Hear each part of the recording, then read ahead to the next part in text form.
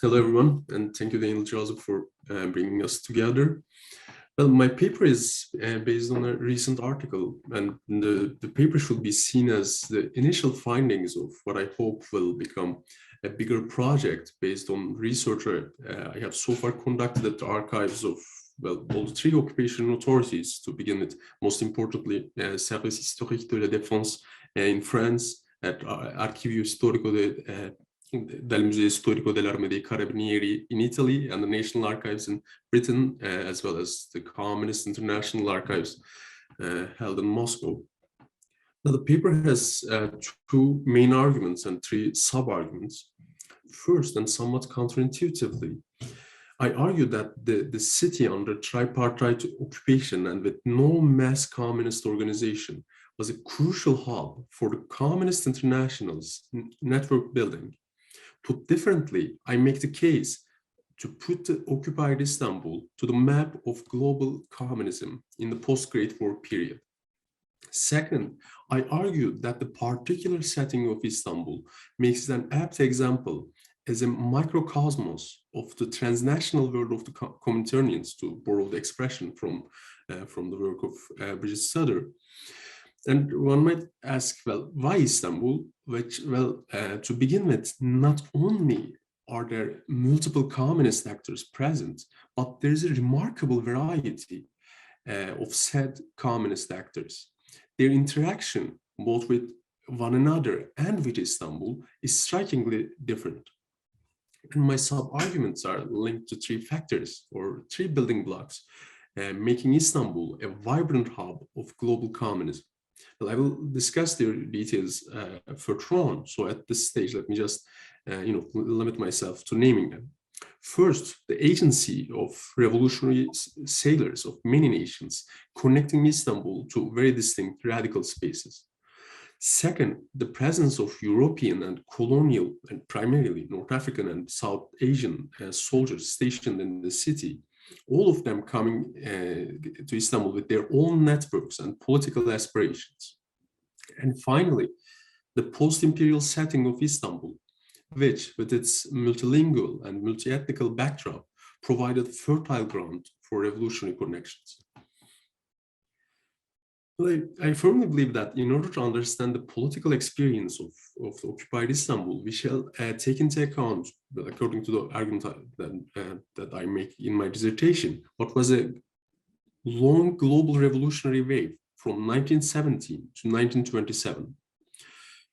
We can say that, occupied Istanbul stood between three interlinked yet distinct revolutionary worlds. To the north, the Soviet Revolution, just an inner sea away, is the protagonist of this scene. On the other hand, a wave of working class rebellions are shaking Europe, from Germany to Italy and from Hungary to Bulgaria. And here, let me stress, just to give a sense of these connections, that several of prominent communist militants or leaders of Istanbul cut their revolutionary teeth in Spartacist rebellion of 1919 in Germany, or within the socialist movement in France as foreign students before returning to Istanbul. And Bulgaria, for example, is also a point of particular importance, given that it is home to a communist party, which is considered to be the only communist party controlling the majority of its country's working class by none other than Lev Trotsky by 1922. And Sofia is closely linked to the communist scene of Istanbul, including publication of Turkish language communist papers, such as Zia, which will then be smuggled to Istanbul. So that matters. And thirdly, although this is often neglected, the Middle East is also an integral part of this revolutionary wave, from the 1919 revolution in Egypt to the national liberation struggles going on in Syria and Anatolia and Iraq, to the short-lived Soviet Republic in the north of Iran. This brings me to the first of the actors connecting Istanbul to the revolutionary spaces and struggles surrounding the city. It also helps me make a point long overdue, I believe, not just for Istanbul, but for the Communist International's history in general. Well, the role of nameless sailors as the agents of transnational political ties received quite a bit of interest from scholars in other contexts. Yet, notwithstanding Communist International's efforts to establish transnational connections by deliberately mobilizing rank-and-file sailors, the part of this collective actor of sailors in the history of the Communist International has never been the subject of any serious study, as far as I know. And the case of Istanbul might actually be a tentative step in order to explore this subject. But Istanbul benefited twofold from said sailors' agency. First, through actors based in Istanbul, and secondly, and perhaps more indirectly, through its particular geographical position. Long before global communism made its appearance on the world political scene, obviously Istanbul straddled the maritime routes connecting European, Middle Eastern, and Russian ports. This well-known point about Istanbul's particular location within the extended Mediterranean came to have a peculiar revolutionary meaning in the early 1920s. Through the 1920s, the Communist International set up centers in numerous important seaports to organize the sailors visiting these ports across the extended Mediterranean, most notably in Marseille, Thessaloniki, Odessa, and Batumi. And maritime connections between the Mediterranean and Black Sea ports of these sailor networks passed almost exclusively through Istanbul, giving it a particular edge. Or put differently, Istanbul's communists benefited from being a stopover, even when they did not matter individually as a point of particular interest for the Communist International. They had the unique opportunity of enjoying the ricochet of other connections. Thanks to this ricochet effect, the stopover ports, including Istanbul, but also, say, Port Said, and the communist organizations who operated in and around them could punch above their weight with disproportionate access to publications, money, and arms that they could obtain via these connections. But for example, just take the case of the French commercial ship Sahara. On December 3rd, 1921, the French port authorities in Istanbul acted on the intelligence that the crew of this ship Sahara, working on Marseille-Istanbul-Batumi line, included members of the Communist Party on board. The French Sûreté, or the political police, carried out a raid and ransacked the belongings of sailors. Well, no smoking gun necessary, but in reality, as the sailors, did not refrain from bragging about being communists to the security forces in civilian clothes just before the raid, or at least, French sources say so. Nonetheless, Sûreté discovered that at least 4 sailors, namely Corsicans Michael Grini, François Laurenti, Marseillais Jean Palmieri, and Occitan Jean Carrière, were in possession of communist publications in Russian, French, Georgian, and Turkish language, as well as a revolver.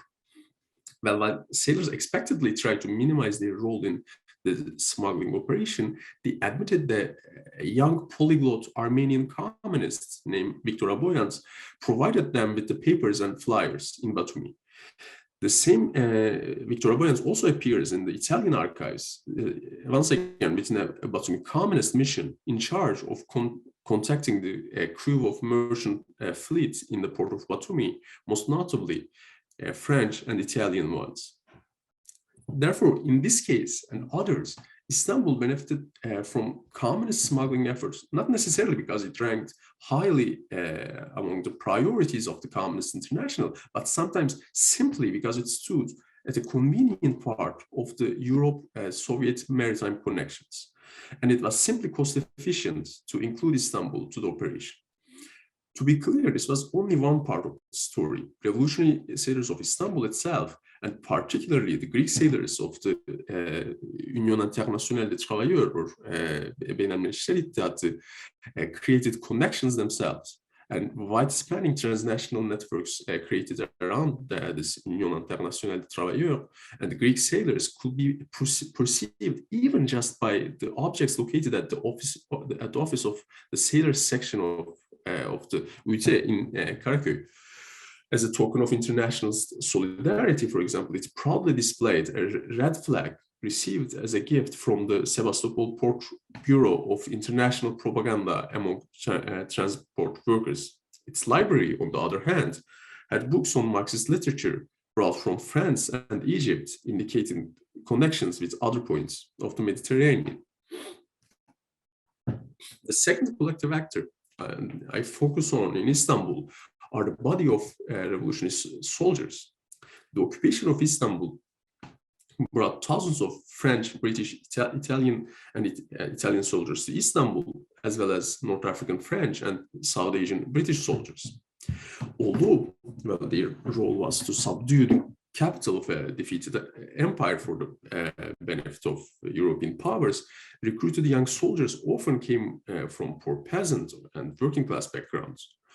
It was a period where European war veterans constituted an essential part of the revolutionary wave rocking the continent.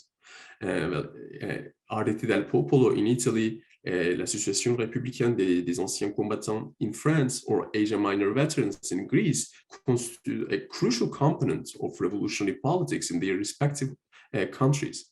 And in this context, the presence of soldiers from 4 European armies in Istanbul is a remarkable feat. Just like their peers in their respective homelands, the aftershocks of the Soviet Revolution and the revolutionary movements across the globe had to have its effect on them. This phenomenon showed itself in Istanbul, and the foreign soldiers brought their aspirations and existing networks with them. Sometimes they undertook the communist propaganda themselves within their regiments, but more often they were on the receiving end of the defeatist propaganda by different communist groups in Istanbul. And it is indicative that in 1921, the French Minister of War, Louis Barthou, sent a special letter to the head of occupation forces in Istanbul to warn him of a communist propaganda conducted towards the 1921 class of military draft in France and their presence in Istanbul. Therefore, it should come as no surprise that the flyers of the Association républicaine des anciens combattants, which was the veteran organization of the French Communist Party that I mentioned earlier, had, the flyers of this organization found their way to Istanbul. And mind you, while most of these suspicious soldiers were just French troops who happened to be stationed in Istanbul, others were in Istanbul deliberately to conduct this anti-militaristic activity. A case in point is Dieudonné Soulier, a French communist who volunteered to go to Istanbul in the French army after being, after serving 2 months in prison for his anti-militaristic activity in France. And according to his personal account, he undertook the publishing of a make-to communist paper called Le 500e, which is the namesake of his military unit within his regiment, but his superiors caught him after publishing just 2 issues. But the fact remains that the soldiers stationed in Istanbul somewhat perversely connected the city to the left-wing veteran militancy rising immediately following the World War in Europe. And finally, let me conclude on the post-imperial setting and its effects on the communist scene of Istanbul.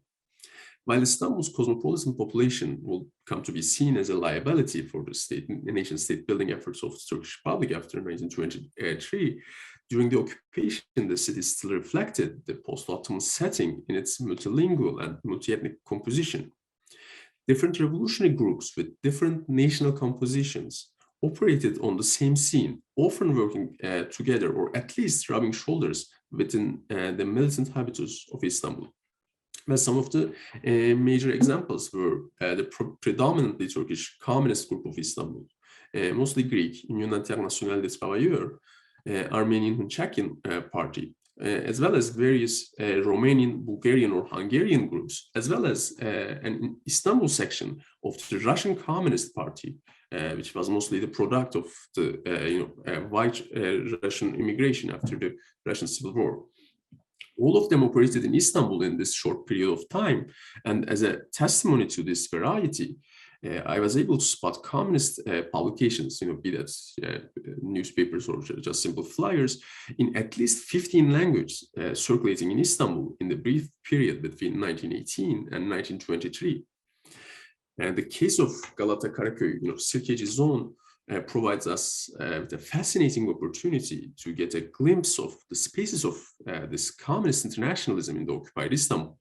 Now, let me just give a brief recap of the various places of international communist interaction around this area, which are a short walking distance from one another. But there we find, for example, different and at best loosely linked communist offices, one gathering Greek, Turkish, Armenian, and Russian sailors in Muhane Street, and others, and another one bringing together Jewish communist militants and South Asian as well as North African soldiers in Sirkeci. There we find places of sociability too, be that the Kürkçübaşı coffee house near the Arab Jami, bringing together apparently Turkish and Bulgarian communists, or a pub apparently named after Maxim Gorky, or another one bringing together Russian and Georgian communists with sailors and French soldiers in Karaköy, once again on Mumhane Street. I'm not even counting the clandestine meeting places of the Russian Communist Party in Galata or the Soviet Trade Office, which would create an uproar, the last one, by insisting to raise the red flag, notwithstanding recurrent British bans. And while this is, less than exhaustive, I think it still gives a sense of variety and many-sided nature of the communist internationalism in Istanbul and of the spaces where it found its tangible expression. Well, while I call that, the spaces of communist internationalism in the occupied Istanbul, the British occupiers had a very different take on the same phenomenon, saying, and I quote, "We have in Constantinople scum of many nations mixed with a strong Bolshevik element scattered around the city," end quote.